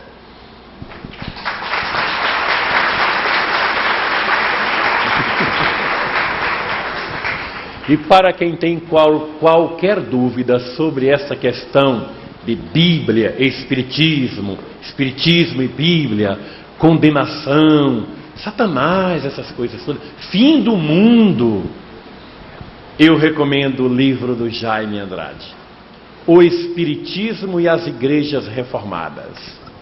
É impressionante o que Jaime coloca neste livro. 40 anos de convivência no seio protestante, rigorosamente citado conforme a Bíblia. Jaime Andrade estudou profundamente e não apenas leu a Bíblia. Este livro está à venda aqui na Livraria do Centro e Cultura, é da nossa editora Seda, e é uma forma também de você se esclarecer e ajudar a nossa editora Seda. Tá? Cadê João Barreto? Joca, você onde é que está aí na plateia, entrevistando mais gente que visita a Vitória da Conquista? Vamos lá, Joca. Estamos aqui, Alamar. E realmente são muitos os caravaneiros, são muitos os visitantes de várias regiões do país. Eu queria até sugerir a você, uma hora dessa, fazer um programa Espiritismo via satélite, só com os visitantes da Semana Espírita. Mas nós estamos recebendo aqui também a presença muito ilustre dos caravaneiros do estado de Rondônia. Estamos aqui com o Roque. Desse jeito, mais de 3.000 quilômetros, né? Exatamente. E aí, Roque, como está se sentindo? Naturalmente que, pela mesma forma com que aqueles que antecederam, nós sentimos a diferença, não só pela qualidade do evento, mas especialmente pela recepção das pessoas que habitam essa cidade. Essa é a diferença, e todas as vezes que nós vemos aqui, nós nos sentimos acrescidos, nos sentimos elevados e constatamos todas as vezes que vale a pena voltar no ano seguinte. Você tem alguma pergunta para mais alguém, Alamar? Ô Roque, o pessoal de Rondônia, o pessoal que vem de fora, você vem aqui só pela Semana Espírita, né? Não seria só, seria tudo pela Semana Espírita. Seria esse o nosso entendimento. Que maravilha, hein? Que bom, Joca. Porque tem um detalhe também que me traz a conquista também. A comida. Gente, o que se come nessa terra de maravilha, né, Marilanda? Divaldo, a comida dessa terra é um negócio impressionante, né? E como os espíritas comem. Como comem, né, Divaldo? A culinária dessa terra, o Hélio de vez em quando me chama as atenções lá em Belém do Pará, quando eu começo a falar em comida no programa, ele, mas rapaz, deixa de guludice, você só está falando em comida e que não sei o que, vai sair para comer não sei onde, mas gente, você, meu amigo, de todo o Brasil, não sabe o que perdeu, você que eu venho convidando, eu estive lá no Paraná, estive lá em Brasília, em Natal, não, nós vamos, esse ano nós vamos, venha ano que vem, que a semana vai ser bem melhor, já está sendo planejada agora a 46ª Semana Espírita de Vitória da Conquista. Quem mais você vai entrevistar aí, Joca? Converse com mais gente. Vamos lá, continue seu bate-papo aí. Bem, nós temos aqui também a presença do psicólogo de Salvador, Bahia, o Marco Aurélio Medrado, que também é um frequente, assíduo frequentador aqui da nossa Semana Espírita. E Marco, as suas impressões sobre a 45ª Semana Espírita de Vitória da Conquista? Uma beleza, né? Sempre um evento de muita alegria, muita presença de espírito, né? Entre as pessoas, muita solidariedade. E eu acho que isso traduz o que são os 45 anos da Semana Espírita, os grandes apóstolos do espiritismo aqui nessa terra, e que vem marcando, né? Por essa solidariedade, e naturalmente as pessoas se sentem atraídas pela simpatia, pelo carisma de todo o povo de Vitória da Conquista. Pois é, estamos também aqui com o pessoal do Maranhão, Alamar. São muitos estados, são os diversos rincões do Brasil presentes aqui na nossa querida Vitória da Conquista. Então nós estamos aqui com a nossa irmã, que também participa sempre da nossa Semana Espírita. E aí, você tem gostado de Vitória da Conquista, da Semana Espírita? Imensamente. É uma cidade maravilhosa, acolhedora e principalmente nos traz aquela força para continuar na nossa luta, na nossa vontade de progredir, de evoluir. Então eu não tenho nem palavras para descrever a maravilha que é esse encontro de Vitória da Conquista. E se ela tivesse palavras, seria como, né? Verdade? Verdade, hein? Bem, nós temos... Ela aproveita, faz alguma... Um deles depois faz a pergunta para Divaldo também. Nós temos aqui também o pessoal do Pará, lá de Belém, que também nos visita. Aqui nós temos o Alain. Você poderia fazer uma pergunta para o Divaldo? Mas antes, coloque as suas impressões sobre a Semana Espírita e sobre a cidade de Vitória da Conquista. Em nome da caravana de Belém do Pará, nós queremos agradecer esta semana maravilhosa que nós temos aqui, né? E nós ficamos muito preocupados, né? Pois nós somos apenas 7 e Belém do Pará tem 1.200.000 habitantes, né? Então nós temos um ano praticamente, né?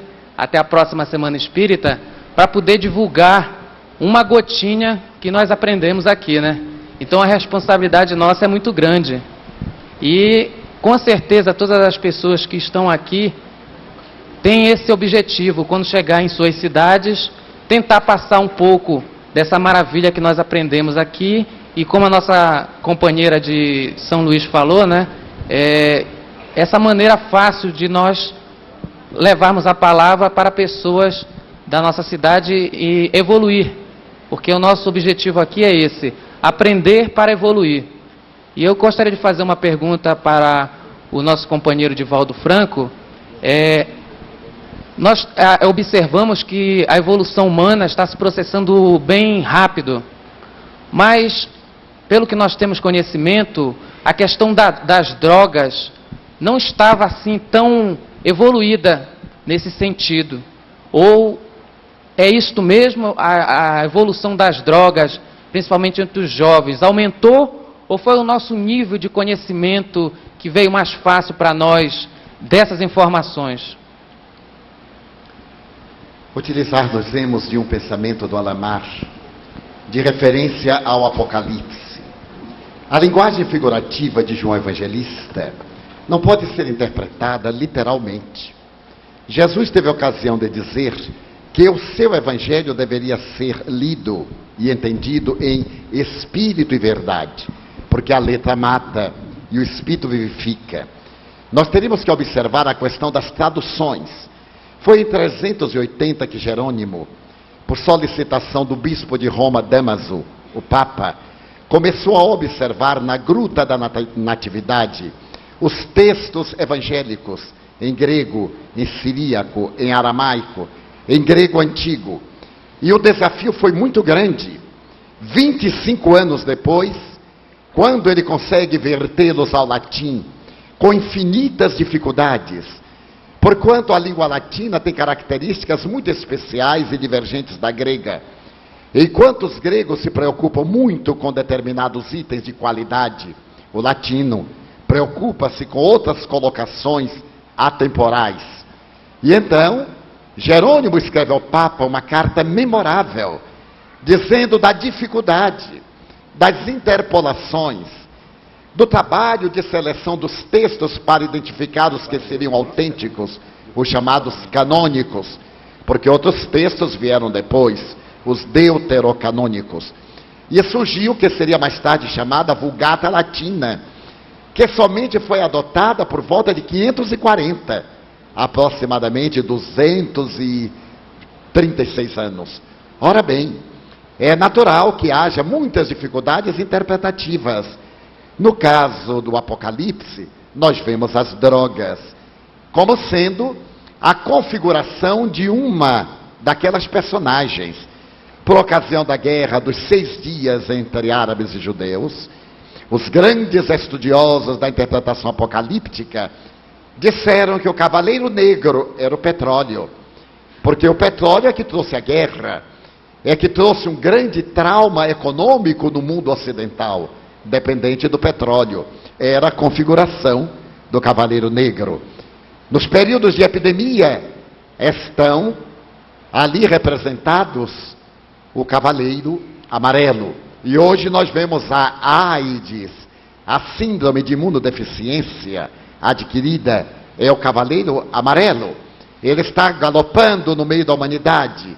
Nós vemos o cavaleiro vermelho, a guerra, através da toxicomania, da toxicodependência, que é resultado ainda das guerras famélicas do Vietnã, do Sudeste Asiático, quando os veteranos que eram estimulados a usar cocaína para matar, segundo os sociólogos, porque eles não tinham nenhuma motivação para ir matar na Ásia, e alguns dos seus comandantes, conforme se pôde ver no filme Apocalipse Now, estimulavam-os através de estados alucinatórios. Quando retornaram, eram veteranos da guerra, mas eram tóxicos dependentes. A máfia da droga espalhou-se pelo mundo. O homem sempre se utilizou de estimulantes. O haxixe, o cogumelo sagrado, o peiote, o fumo e outras substâncias. Mas graças também à comunicação neste mundo global, houve uma irrupção. Por outro lado, os conflitos jovens. A década de 60, com a afirmação hippieísta, a necessidade de lutar contra a guerra do Camboja e fazer o amor buscar a flor. A música jovem, que era uma reação à hipocrisia religiosa, também chamada vitoriana, em que o pecado não era o povo saber. Ou melhor dizendo, o pecado não era praticar escondido, era o povo saber. Então, pensadores como Herbert Marcuse e outros resolveram assumir a sua realidade. E nós vimos o período de Mary Quant, com as saias das mulheres. Os Beatles, 4 rapazes ingênuos de Liverpool, trazendo uma música simples e gloriosa como a de John Lennon, abalaram a estrutura da terra. Quando John Lennon declarou: nós somos mais conhecidos do que Jesus, todos os pruridos da vaidade religiosa ficaram ofendidos, mas eles eram mais conhecidos do que Jesus. Venderam mais discos do que Bíblias. Deveremos aceitar a realidade. Mudaram o conceito social. Houve uma libertação. A mulher libertou-se do tacão machista. Ela começou a ter dignidade, que era castrada pela tradição judaico-cristã do passado. A mulher era um objeto. Então nós vemos que aquela revolução que trouxe uma grande liberdade, também trouxe uma grande libertinagem. É de um grande pensador francês esta proposta. É necessário saber dosar o medicamento na ferida, porque o excesso de medicamento pode tornar a ferida pior. Como a humanidade estava castrada milenarmente, a irrupção da liberdade, sem responsabilidade, levou naturalmente à delinquência, à violência, à toxicomania, ao alcoolismo desenfreado, por causa dos conflitos. A sociedade mudou de padrão. A família perdeu a sua estrutura, passou a ser uma instituição, entre aspas, superada. Os jovens perderam o rumo, então fugiram para o desastre da droga. Naturalmente, o número de dependentes é muito grande. Não só porque a população é muito vasta, as informações correm com muita celeridade, mas também por causa da facilidade de venda, dos conflitos, da falta de uma doutrina que robusteça o jovem, para que ele não venha a delinquir, tornando-se dependente químico. Não lhe ofereceu um Jesus descrucificado. Nós vemos que a droga é um dos cavaleiros do Apocalipse. É um sinal do fim do mundo moral, porque não haverá este mundo decantado pela tragédia para o Deus temor, mas a transformação moral do mundo a benefício do Deus amor. Terremotos, maremotos, epidemias, fenômenos sísmicos e geológicos são de todos os tempos. Não tem nada a ver com o final de um milênio e a abertura do outro. Daí a droga é hoje configurada como o cavaleiro vermelho que está triunfando, levando a violência ao derramamento de sangue, às guerras, e que uma visão otimista da vida, fundamentada numa doutrina que observa o Evangelho no espírito e não na letra, vai modificar à medida em que, através dos veículos de comunicação da mídia, particularmente da televisão, a mensagem saudável chegue a todos os lares e esteja ao alcance de todas as mentes, abrindo espaço para o período da paz que há de virá, o da plenitude, o reino dos céus na terra. Aos amigos de Vitória da Conquista e cidades circunvizinhas, sugiro o programa da Rádio Bandeirantes FM de todos os domingos, das 17 às 18 horas, Luzes. É um programa espírita, apresentado pelo brilhante talento do João Barreto e de toda a equipe da União Espírita de Vitória da Conquista, inclusive com a participação da brilhante juventude desta cidade. E do Inspirarte, né, Joca? Cadê, Joca? Já tu tá aí atrás da cortina, né, Joca? Mas é isso mesmo, né? Devia estar aqui falando disso também, né, Joquinha? Divaldo, um apelo dramático da Vera de Cordeiro, cidade de Cordeiro, acho que é Cordeiro aqui na Bahia. Acabo de perder o meu filhinho de 4 anos de idade. Estou desesperada. Me ajude, Divaldo. Qual a mensagem que você tem para ela, Divaldo? Ninguém perde o que ama. Só se perdem objetos. A morte não destrói, transfere. O filhinho querido não morreu, transferiu-se de uma realidade vibratória para outra. A morte ainda é a figura mais troanesca que decepa as melhores esperanças. Mas o Espiritismo veio matar a morte. Leon Denis, no seu admirável Depois da Morte, ao prefaciar esta obra de grande fundamentação doutrinária do Espiritismo, que é uma obra complementar à codificação, diz textualmente: vós que chorais os vossos mortos, alegrai-vos, eles vivem.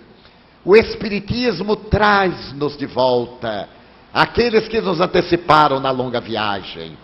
Então ele diria: você vai sentir a saudade da forma física, como escreveu o poeta Stevenson, a presença do ser ausente, a ausência do ser presente na sua memória.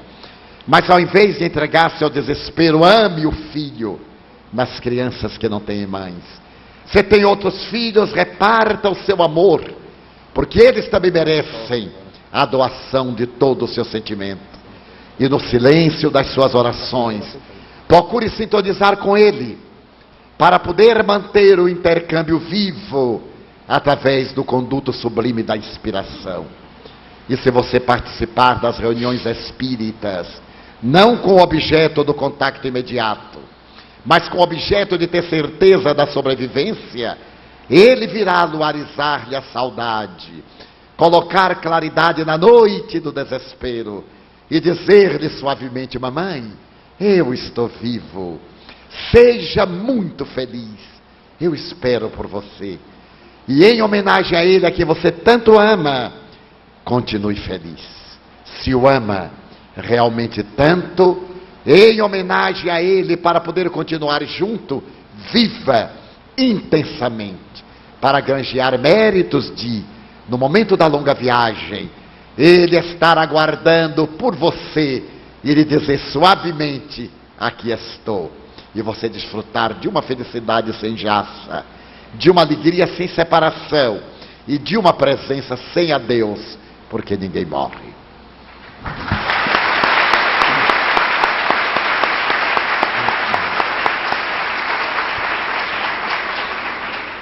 Você pode fazer um pedido da fita deste programa e de todos os outros espiritismos via satélite para a nossa seda em Salvador, Bahia. O número do fax você pode ligar hoje, 071-244-6660. Nós espíritas não nos preocupamos pelo fato de ter muito 666. Eu quero lembrar mais uma vez para as pessoas continuam passando fax para Salvador, pedindo para que eu tire este 666, até espíritas, por incrível que pareça. Eu não vou tirar. É 244-6660. O espiritismo não tem nada a ver com isso. Isso é conversa de... Não tem nada a ver com isso, tá, gente? Eu não vou tirar, é 6660 mesmo. E o telefone é 244-6633. Teve um pastor aí no Maranhão que somou os outros 3333, 3 com 3 é 6, então juntando com os outros 26 do telefone dá também 666. Mas será possível que esse pessoal não tem o que fazer, gente? É ligando para cá, é passando e-mail, já recebi mais de 100 e-mail pedindo para eu tirar o 66 do telefone. Olha que coisa. Eu tenho nada a ver com isso. A Telebahia botou 666. Não coloca, porque tem gente que acha que... Mas não é verdade, Renan? Diz que é a besta. Mas, meu Deus do céu, será possível, gente? Ô, gente não liga para essas coisas. Divaldo, o homem, quando chega aos seus 17 anos, seus 18, 19, na faixa da adolescência, parece que exagera demais na sua autoanálise, se acha autossuficiente, independente, o jovem. Parece que tem a impressão que cabelo branco não vale mais nada. A experiência dos mais velhos não significa nada. E haja sair por aí dando cabeçadas e cabeçadas. E as consequências, meus jovens brasileiros. E a partir dessa cidade, que tem um dos mais belos movimentos jovens que eu conheço em todo o Brasil, porque tenho rodado esse país inteiro, essa juventude brilhante, equilibrada, que é a juventude espírita de Vitória da Conquista. Eu lhe pergunto, Divaldo, o que você tem a dizer para esses jovens que estão aí a praticar o aborto, achando que simplesmente estão extraindo uma pelezinha de nada, como se extraísse uma verruga num consultório de um cirurgião plástico? Estão por aí a praticar irresponsavelmente o sexo com aquele objetivo: vou curtir a vida. Vou me casar com os 19 anos. Se não der certo, separa. Quantos separam? É normal separar. Cabelo brancos dos pais, dos avós, não vale mais nada, meus jovens. Divaldo, qual a mensagem para essa juventude brasileira? José Riñeiros, o grande filósofo latino-americano, tem uma frase admirável: jovem é todo aquele que não tem compromisso negativo com o passado. A juventude biológica é um estado de construção da personalidade. Nesse momento em que o sexo desabrocha, e os fatores biológicos predominam sobre a natureza espiritual, o indivíduo muitas vezes perde a direção de si mesmo. As experiências do prazer alucinam-no, e a busca de novos prazeres levam-no a delinquir. Por isso mesmo, o sexo é um dos santuários da vida, que deve ser exercido sem a volúpia do desespero, mas com o equilíbrio da afetividade. O aborto, por consequência do sexo irresponsável, é crime hediondo. A doutrina espírita advoga a vida, e qualquer atentado à vida é crime hediondo contra a humanidade. O espírito começa a reencarnar-se no momento da fecundação. Quando o espermatozoide dispara na trompa de Falópio e vai fecundar o óvulo nidado, ele já está imantado pelo perispírito do ser reencarnante. Qualquer interrupção a partir daí, através do DIU ou através do aborto a posteriori, é um infanticídio, é um crime perpetrado contra uma pessoa indefesa. O Dr. Nathanson, que praticou 25 mil abortos, que tinha a clínica de aborto em Nova York, e a sua equipe, em uma declaração feita à Sociedade de Obstetrícia em Barcelona, em o Congresso Mundial, depois que ele viu a vida pulsante no momento de uma laminária, e o feto dar o grito silencioso, ele abandonou a prática do aborto e passou a defender a realidade pró-vida. Então o aborto se inscreve como um dos crimes mais covardes, porque se vai matar a quem se não pode defender.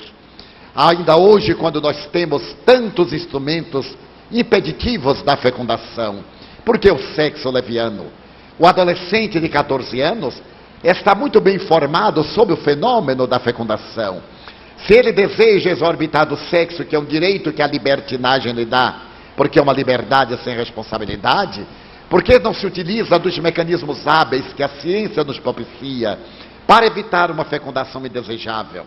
Se a fecundação ocorre, é indispensável assumi-la. Emmanuel, através das mãos abençoadas do venerando apóstolo Francisco Cândido Xavier, também cunhou uma frase de muita beleza a respeito do jovem. A idade juvenil é a idade da precipitação. O jovem tem força, mas o adulto tem experiência.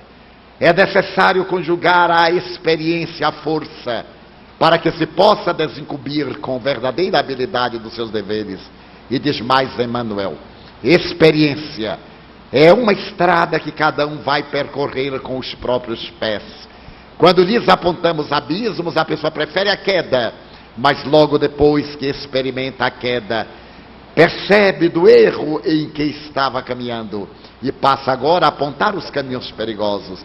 Diria aos jovens que a beleza da juventude é o não comprometimento, é permitir-se o amadurecimento biológico das funções genésicas, mas deixar que o amor, não o desejo, que o sentimento profundo de respeito pelo outro e não o impulso animal prevaleçam sobre a necessidade sexual.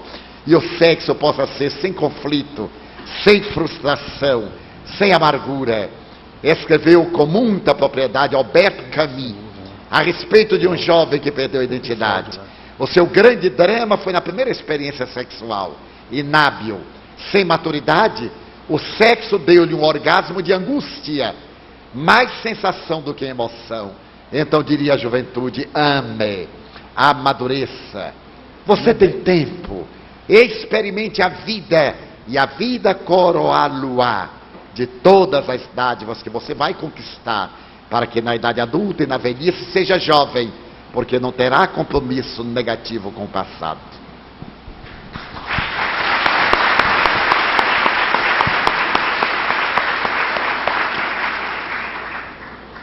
Outros grandes eventos espíritas serão realizados na Bahia ainda este ano, como a Semana Espírita de Barreiras, que acontecerá agora em setembro ainda, né, Joca? Na próxima semana, na Grande Barreiras, aqui da Bahia. E tem também o Encontro da Juventude, o Fórum da Juventude Espírita de Ilhéus, né, Genilton? Mostra o cartaz aí, Genilton, para que a câmera possa apanhar aí. Genilton, lá de Barreira, nosso amigo querido, grande realizador de Ilhéus, cidade belíssima, cidade praiana daqui da nossa Bahia. Obrigado, Genilton, pela sua presença aqui em nosso programa. Vamos fazer o possível para um dia transmitir também este fórum, esses eventos bonitos que os espíritas de Ilhéus realizam. Mas estamos próximo do finalzinho do nosso programa.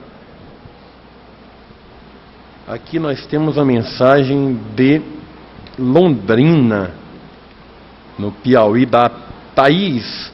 O fato de não conseguir vencer o vício como o fumo é um sinal de inferioridade espiritual, Divaldo?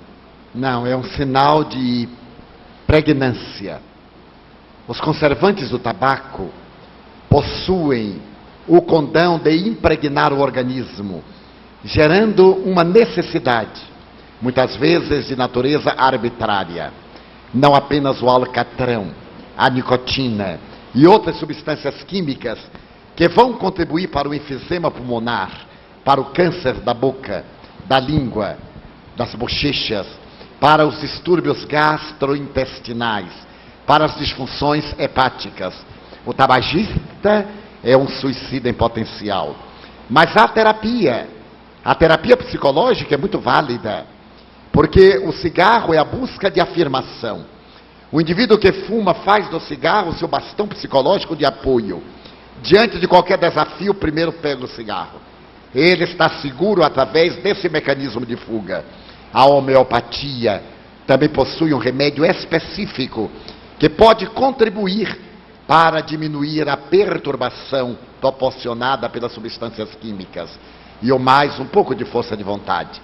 Não se trata de inferioridade, mas de vontade débil. E como a vontade está na dependência do querer, basta querer.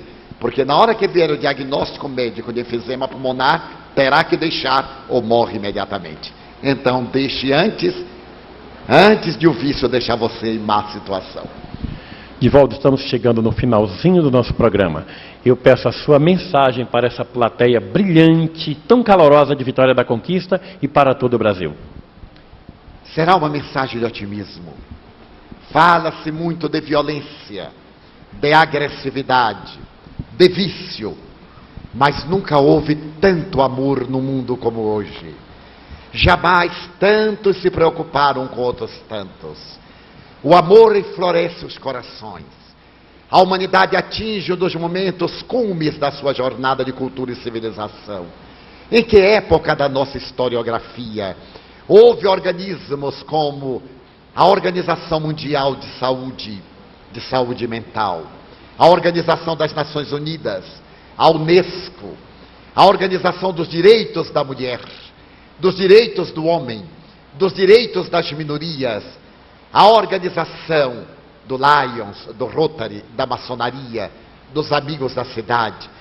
Em que época da humanidade tantos voltaram as suas vistas para o bem? É verdade que a violência galvaniza, mas este é o momento de amar.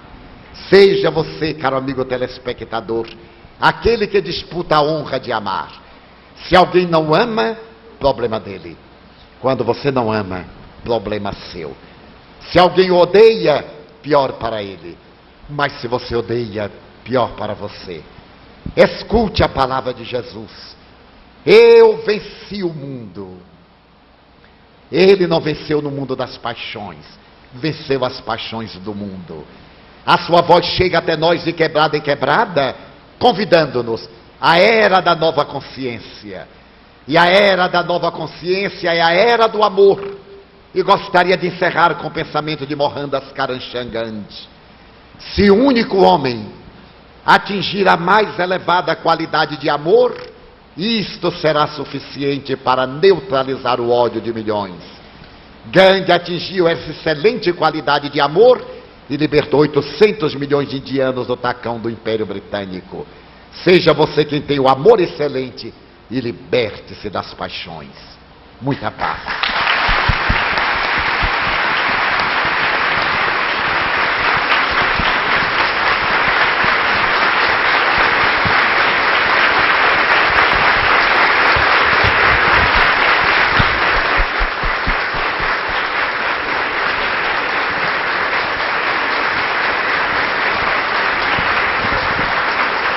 Eu agradeço ao Divaldo, ao calor dessa plateia brilhante de Vitória da Conquista. Agradeço ao amigo querido Hélio Pinto, ao Zé Ferraz, ao Aldenauer, ao Denizar, a todas, a União Espírita de Conquista por essa oportunidade.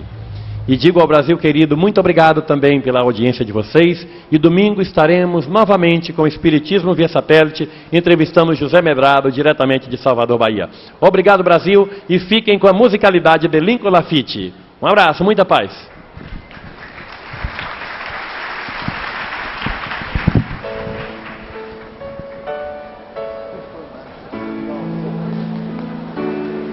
Nunca houve tanto amor sobre a terra, nunca houve tanto canto de paz, nunca houve tanto brilho nas estrelas, enfeitando o céu do nosso mar.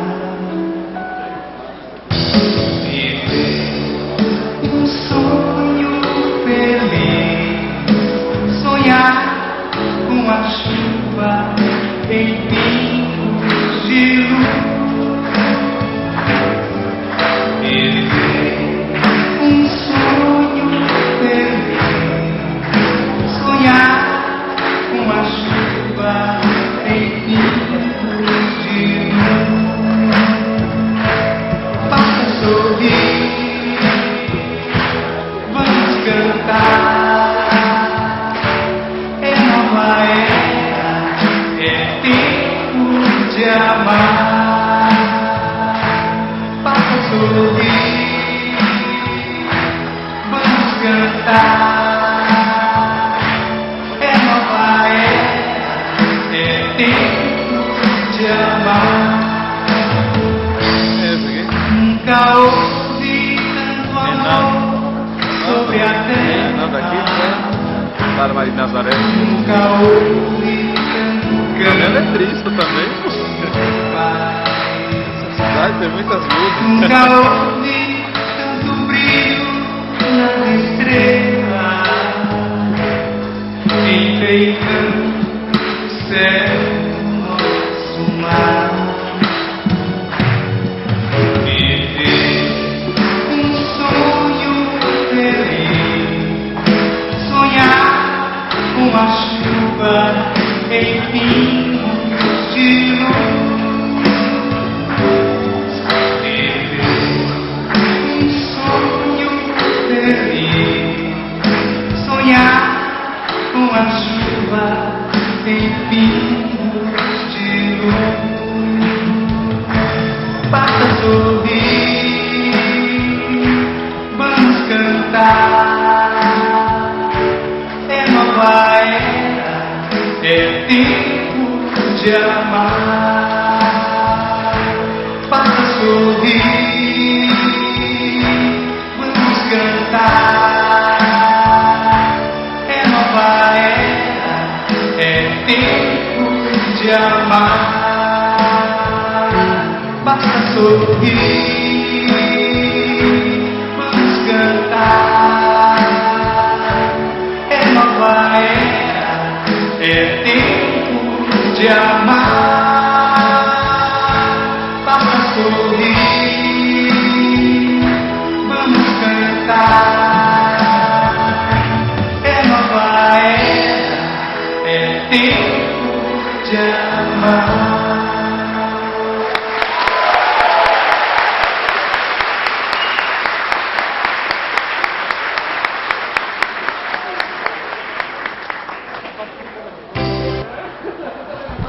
Dar um aviso aí. Gente, um aviso bem rápido. Nós temos material do primeiro Fórum Nacional de Espiritismo à disposição, lá na recepção, onde vocês compram fitas, tal, folders e cartazes. Peguem à vontade, levem para as suas cidades, divulguem o fórum. Muito obrigado.